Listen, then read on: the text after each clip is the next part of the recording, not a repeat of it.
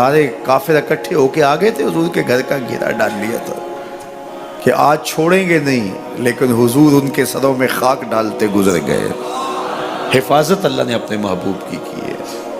بلکہ حضرت علی المرتضیٰ کو بستر پہ لٹایا، علی میرے بستر پہ سو جاؤ، امانتیں دے کے تم بھی صبح آ جانا۔ حضرت علی بھی سو گئے، حضور کی حفاظت تو ہے ہی ہے، حضرت علی بھی سو گئے۔ جب صبح اٹھے تو انہوں نے دیکھا یہ تو علی المرتضیٰ ہے۔ اللہ اکبر، بڑے پریشان ہوئے کہ حضور کدھر گئے۔ اچھا، کسی نے حضرت علی سے پوچھا کہ تمہیں کیسے نیند آ گئی؟ ننگی تلواریں لیے وہ گھر کے ارد گرد تھے اور آپ چادر اوڑے سوئے تھے حضور کے مغالطے میں، وہ آپ کو بھی تو نقصان پہنچا سکتے تھے۔ تو حضرت علی نے کہا، حضور نے کہا تھا علی میرے بستر پہ سو جاؤ، صبح اٹھنا، امانتیں دینا اور مدینے آ جانا۔ مجھے یقین تھا سوؤں گا بھی، صبح اٹھوں گا بھی، امانتیں بھی دوں گا، مدینے بھی پہنچوں گا، اس لیے کہ حضور نے فرمایا ہے۔ جب حضور نے فرما دیا ہے تو پھر ہو کے رہے گا۔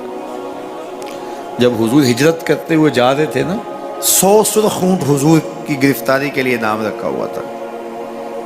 سراقہ بن مالک یہ حضور کو گرفتار کرنے کے لیے آگے بڑھا اور اس کی لالچ یہ تھی کہ اتنا بڑا انعام ہے، مجھے مل جائے گا، لیکن اس کی سواری گھٹنوں تک دنس جاتی ہے، معذرت کرتا ہے، پھر ارادہ بدلتا ہے، پھر یہی ہوتا ہے۔ تیسری مرتبہ بھی جب ایسا ہوا تو سمجھ گیا کہ یہ تو میرے بس کا روگ نہیں ہے۔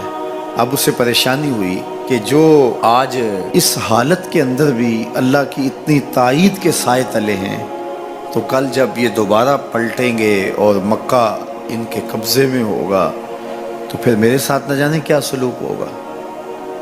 تو کہا کہ حضور مجھے امان لکھ دیجئے۔ تو حضور نے کیا فرمایا، سراقہ تو مجھے گرفتار کرنا چاہ رہا ہے، میں تیرے ہاتھ میں کسریٰ کے کنگن دیکھ رہا، میں تیرے ہاتھ میں کسریٰ کے، اس وقت کی سپر طاقت تھی کسریٰ، تو فرمایا میں تیرے ہاتھوں میں کسریٰ کے کنگن دیکھ رہا ہوں۔ تو حضور سے انہوں نے باقاعدہ امان لکھوا لی۔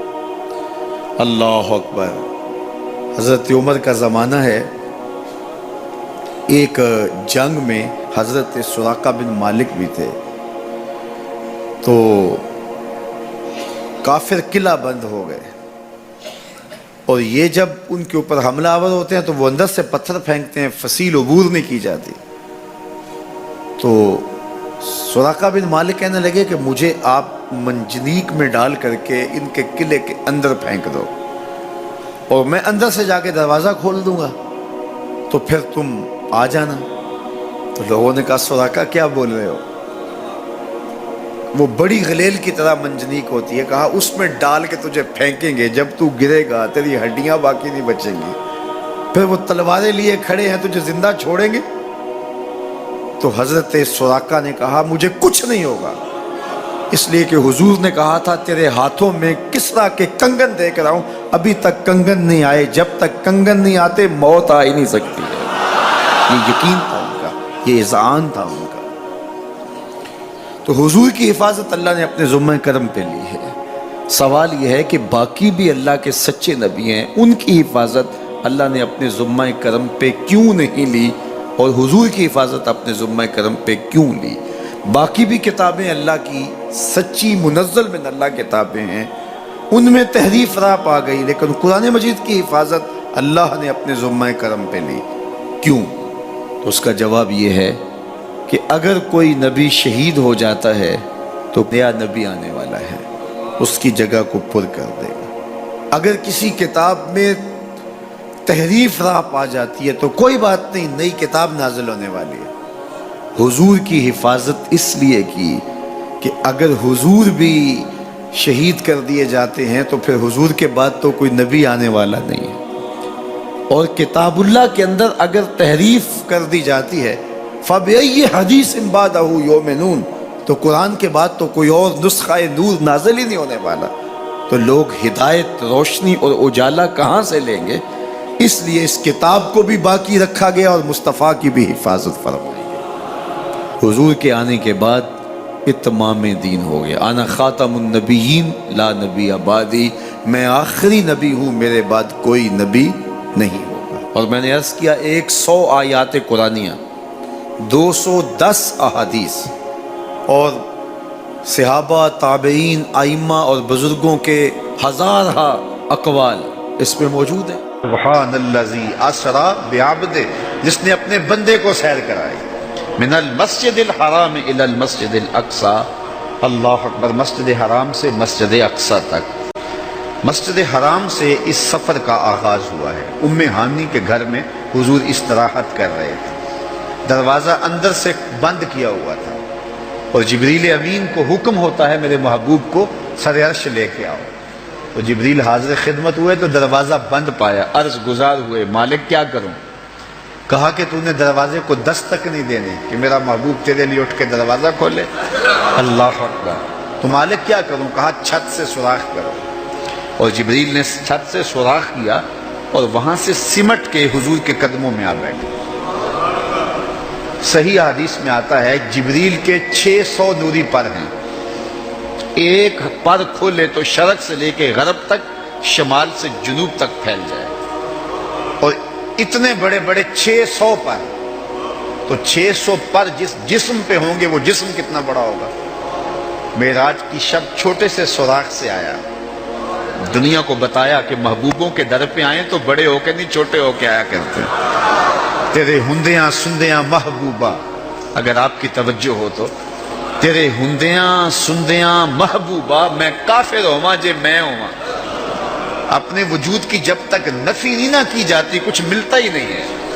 جبریل سمٹ کے حضور کے قدموں میں آ بیٹھا، محبوب اب بھی سوئے ہوئے۔ اللہ اکبر، تبارک اللہ، شان تیری تجھی کو زیبا ہے بے نیازی، کہیں پہ جوش لن ترانی، کہیں تقاضے وصال کے، کوئی کوہ طور پہ جا کے کہہ رہا ہے رب ارنی انظر الیک، مالک دیکھنا چاہتا ہوں نقاب اٹھا دے۔ جواب ہوتا ہے نہیں نہیں تم نہیں دیکھ سکتے، اور ادھر محبوب سویا ہے، جبریل حاضر خدمت کھڑا ہے، محبوب اٹھو، رب انتظار کر رہا ہے۔ وہ جبریل قبل قدمہ، میرے محبوب کے قدم چوم لے۔ تو جبریل نے اپنے کافوری ہونٹ حضور کے قدموں پہ رکھ دیے۔ قبل تفعیل ہے، تفعیل کثرت ماخذ چاہتا ہے، یعنی اس کا معنی یہ نہیں کہ ایک بار چوم، اس کا معنی ہے بار بار چوم۔ تو جبریل حضور کے قدم چوم رہے ہیں۔ بشرط چادر تان کے ستا، نور چمے پہ تلیاں، بشرط چادر تان کے ستا، نور چمے پہ تلیاں، جس دی خاطر سجیاں ہویاں نے عرش بری دیاں گلیاں۔ بشرط اگے وددا ہی جاوے، نوری رہ گیا تھلے، جس ویلے انہوں ود دیاں ویکھیا، آکے بلے بلے بلے، کوئی حد ہے ان کے عروج کی، بلغ العلاب کمال۔ حضور علیہ السلام کو ام ہانی کے گھر سے حتیم میں لایا گیا، صحیح حدیث ہیں۔ حتیم میں لا کر حضور کے صدر انور کو چاک کیا گیا، اور قلب اطہر حضور کے سینے سے نکال کر کے ایک تشتری میں رکھ کے آب زمزم سے غسل دیا گیا، اور حضور فرماتے ہیں یہ سارا منظر میں کھلی آنکھوں سے دیکھ رہا ہوں۔ حضرت امام بدر الدین عینی علیہ رحمہ عمدۃ القاری شرح صحیح بخاری کے اندر لکھتے ہیں کہ جو ہی حضور کے قلب اطہر کو دیکھا تو جبریل اشش کر اٹھے، انہوں نے لفظ کیا کہے، قلب وقیع فیہ عینان تبصران و اذنان تسمعان، واہ واہ کیسا دل ہے جس میں دو آنکھیں ہیں جو دیکھتی ہیں، دو کان ہیں جو سنتے ہیں۔ حضور کا دل عام لوگوں کے دلوں کی طرح نہیں ہے۔ اعلیٰ حضرت نے جو قصیدہ سلامیہ لکھا ہے، جو عموماً مساجد میں نماز جمعہ کے بعد پڑھا جاتا ہے، تو اس میں آپ نے ایک تو حضور کے معجزات کا ذکر کیا ہے، اور دوسرا اس قصیدہ سلامیہ میں حضور کے ایک ایک عضو بدن پہ سلام پڑھا ہے۔ کبھی انگلیوں پہ سلام، نور کے چشمے لہرائیں دریا بہیں، انگلیوں کی کرامت پہ لاکھوں سے۔ کبھی ہاتھوں پہ سلام، ہاتھ جس سمت اٹھے غنی کر دیا، موج بحر سماحت پہ لاکھوں سلام۔